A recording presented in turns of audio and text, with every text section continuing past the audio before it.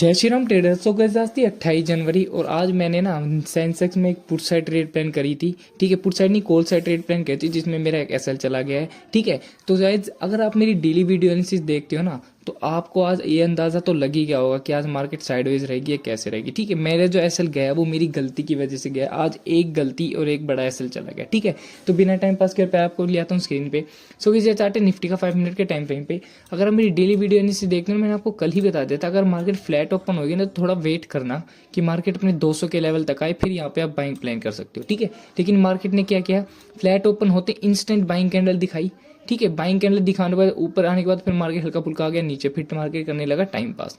ठीक है, तो ये निफ्टी का चार्ट है। वैसे मैंने निफ्टी पे कोई एनालिसिस नहीं, चार्ट वो क्या कहते हैं, ट्रेड नहीं ली थी लेकिन मैंने आपको एनालिसिस बताया था इसलिए मैं आपको बता रहा हूँ। ठीक है, तो मार्केट थोड़ा बहुत सेकंड हाफ में ना मार्केट आया हमारे सपोर्ट के पास और यहाँ से फिर तगड़ी थोड़ी बहुत मोमेंटम आपको देखने को मिला था। ठीक है, अब मैं ले आता हूँ आपको अपनी ट्रेड पे जहाँ पे मैंने सेंसेक्स में ट्रेड ली थी। ठीक है, सो गाइस ये चार्ट है सेंसेक्स का।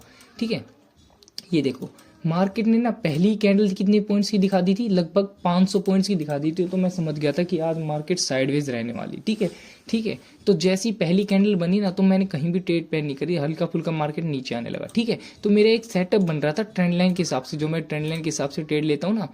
ठीक है, तो मैंने ना यहाँ पे ट्रेड प्लान कर ली। ये जो ग्रीन कैंडल आप देख रहे हो ना, यहाँ पे जैसे इसका ब्रेकआउट मिला स्ट्रॉन्ग तो मैंने यहाँ पे इसकी चलती ग्रीन कैंडल में ट्रेड प्लान कर ली थी, जो मेरी गलती थी। ठीक है, तो मार्केट हल्का फुल्का तो ऊपर गया, फिर धीरे धीरे आके करके यहाँ से कहीं पे मार्केट ने मेरा एसएल ले लिया था। ठीक है, तो मेरी थोड़ी एंट्री तो सही हुई थी लेकिन थोड़ी अर्ली एंट्री बना ली मैंने। ठीक है, तो मेरे को वेट करना था कि मार्केट अपने इस सपोर्ट तक आई। हमारा 82,000 का सपोर्ट था जो मैंने कल बताया था आपको निफ्टी के लिए और सेम था सेंसेक्स के लिए। ठीक है, तो यहाँ पे मैं ट्रेड प्लान करता तो सेकंड फेज के हिसाब से तगड़ा प्रॉफिट मेरे को यहाँ से देखने को मिल जाता, लेकिन मेरा आज एसएल चला गया है जो कि मैंने रनिंग कैंडल में ली। वैसे तो मैं इसकी क्लोजिंग पे ट्रेड लेता।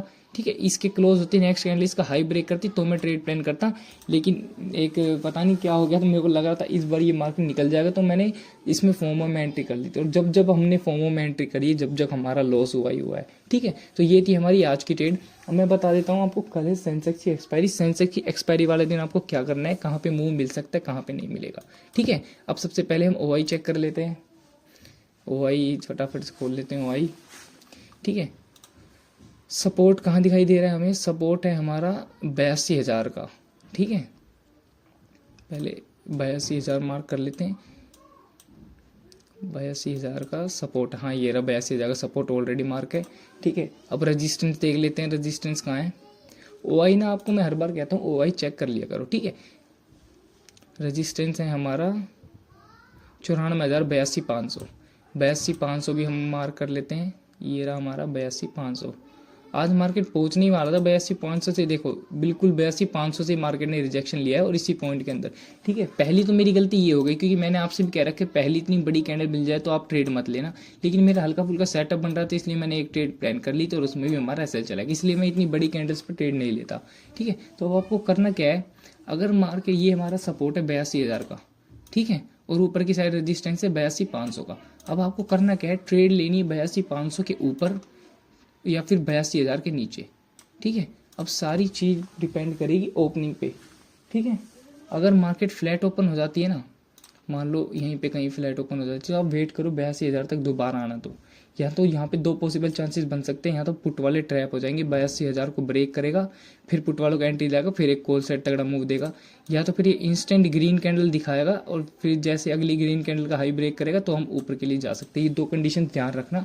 अगर गैप डाउन मिल जाए, मान लो यहीं कहीं 82,000 के ऊपर ही मिल जाए गैप डाउन, तो बहुत बढ़िया, एक इंस्टेंट ग्रीन कैंडल आ सकती है और नेक्स्ट ग्रीन कैंडल इसका हाई ब्रेक करेगी तो आप दोबारा कॉल के लिए जा सकते हो, फिर नीचे आने का कोई मतलब नहीं है।